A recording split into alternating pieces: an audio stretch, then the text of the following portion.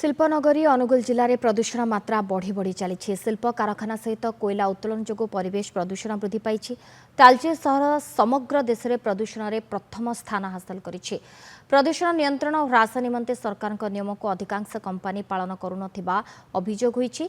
सड़क पथरे कोयला परिवहन जोगु धूली धुआं उड़ी वायु प्रदूषण होउछि। बड़ बड़ खनि खादान और कल कारखानारू पाउंस उड़ी वायु प्रदूषण होउछि। पाउंस डंपरे नियम उल्लंघन करथुबा नै 6,97,50,000 टंका जरिमाना करा जायछि।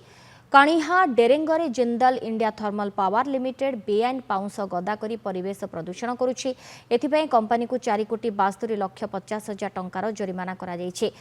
कणिहारे थिबा Talcher national thermal power station विभागीय अधिकारी परिदर्शन रे जायथिबा बेले बेआईन डंप पाई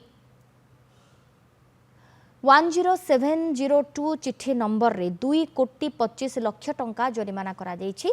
ए दुईटी कारखाना व्यतीत जिले में थिबा अन्य कारखाना गुड़िकरे नियम उल्लंघन करा जाउथबा जणा पड़िछि।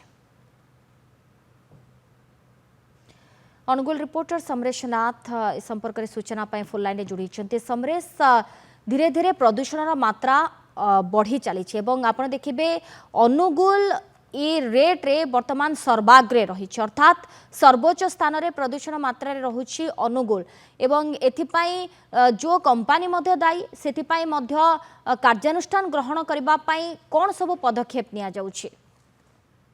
सोनाली देखो जदि आम देखा प्राय एक मास धरिक अनुगुल जिलार अनुगुल सहर और तालचेर सहर मुख्यतः माने प्रदूषण मात्राधिक वृद्धि घटी दुई सहर सहित जिले में प्रदूषण मात्रा वृद्धि पाई।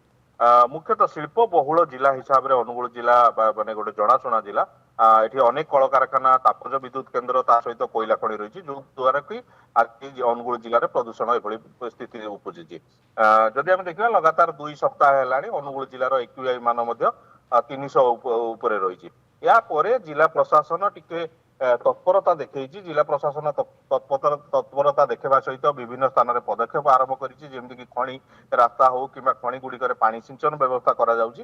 अन्य पटे जो कल कारखाना गुड़िक अच्छी से गुड़िक तीक्ष्ण नजर रखी प्रशासन। तो ये जो तीक्ष्ण नजर रखा भितर कढ़िया जो रही आम NTPC national thermal power corporation एवं जेआईटीपीएल गोटे तापज विद्युत केन्द्र रही उभय तांकर जो पाउंस परिचालना नहीं कि त्रुटि थिबा से देखा पाई जहाँ फल कि गोटे बड़ परिमाण जरिमाना कराई। उभय को जदि आम देखा 6,97,50,000 टंका उभय कंपनी को जरिमाना कराई। तेबे बड़ कथा होची समरे जेतेबेले कोटी कोटी टंकार सेमानक ऊपर फाइन पड़ुछि जदि ताकु सेमाने पालन न करिवे फाइन डिपोजिट न करा जिवो परवर्ती पदक्षेप कोन निया जाउछि ताकु मध्य समस्ते अपेक्षा करि रहिछन्ति समरेश।